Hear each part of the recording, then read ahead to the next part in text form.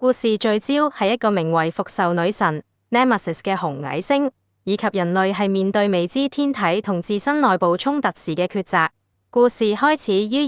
2220年，地球人口過剩，社會陷入擁擠同資源匱乏嘅困境。人類已開始喺太空建立殖民地，稱為定居點 （settlements）。呢啲獨立的太空棲息地擁有先進技術，試圖脫離地球嘅控制。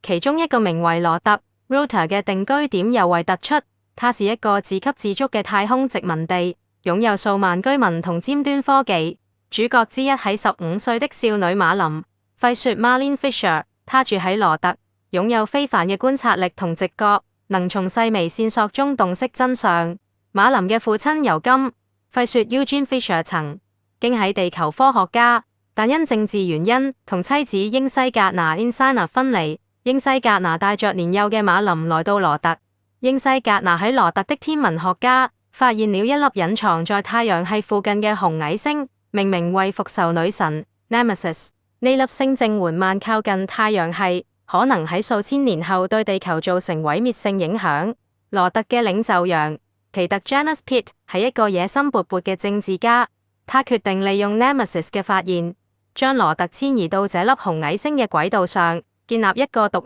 立於地球嘅新文明。羅特擁有超光速推進技術、超空間跳躍 （Hyperesis）， 成功抵達 Nemesis 星系，並在一個名為紅星 Erythro 嘅行星上建立基地。紅星係一顆環繞 Nemesis 的衛星，擁有稀薄但可呼吸嘅大氣層，表面覆蓋着原始嘅微生物生命。故事主要情節圍繞馬林喺紅星上嘅經歷展開。馬林對紅星產生強烈嘅好奇心，渴望探索這顆陌生星球嘅表面。但係羅特嘅居民對紅星心存恐懼，因為早期探索者接觸紅星後，部分人患上了一種神秘嘅紅星瘟疫 （Erythro Plague），導致精神錯亂。馬林嘅母親英西格拿同其他科學家試圖阻止他前往紅星，但馬林憑借他嘅直覺和堅定，說服咗羅特當局允許他探索。在紅星上，馬林發現自己能與行星上嘅一種集體意識交流，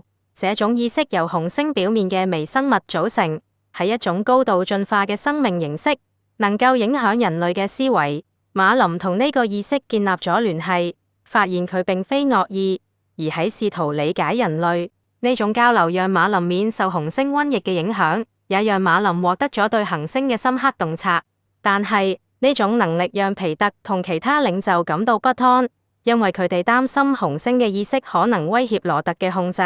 與此同時，地球上嘅科學家逐漸察覺到 Nemesis 嘅存在。尤金、費雪、馬林嘅爸爸成為地球調查 Nemesis 嘅關鍵人物。佢所在嘅地球政府試圖追蹤羅特嘅去向，並發現呢顆紅矮星可能喺未來數千年內撞入太陽系，摧毀地球嘅生態系統。尤金參與咗一個秘密計劃，試圖利用超光速技術揾到羅特並警告佢嘅居民，同時尋求拯救地球嘅方法。故事嘅高潮發生喺馬林同紅星意識嘅深入互動中，佢發現紅星嘅微生物意識擁有操控能量嘅能力，可能影響 Nemesis 嘅軌道。馬林試圖說服皮特利用這種力量，將 Nemesis 的軌道稍作調整，避免未來對太陽系嘅威脅。然而，皮特出於對羅特獨立性嘅執着，拒絕同地球合作，甚至試圖隱瞞真相，將馬林視為威脅。在一次關鍵嘅對抗中，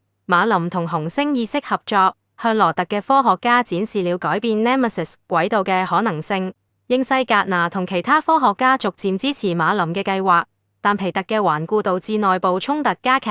與此同時，尤金帶領嘅地球艦隊終於抵達 Nemesis 星系，試圖同羅特接觸。尤金同馬林重逢，父女之間嘅感情成為故事中感人亮點。馬林利用佢嘅智慧和同紅星意識嘅聯繫，促成了一場談判，最終說服羅特同地球合作。喺故事結尾，羅特嘅科學家同紅星意識協作，成功微調了 Nemesis 嘅軌道，令佢喺未來數千年內唔會威脅太陽系。馬林成為呢個計劃嘅關鍵人物，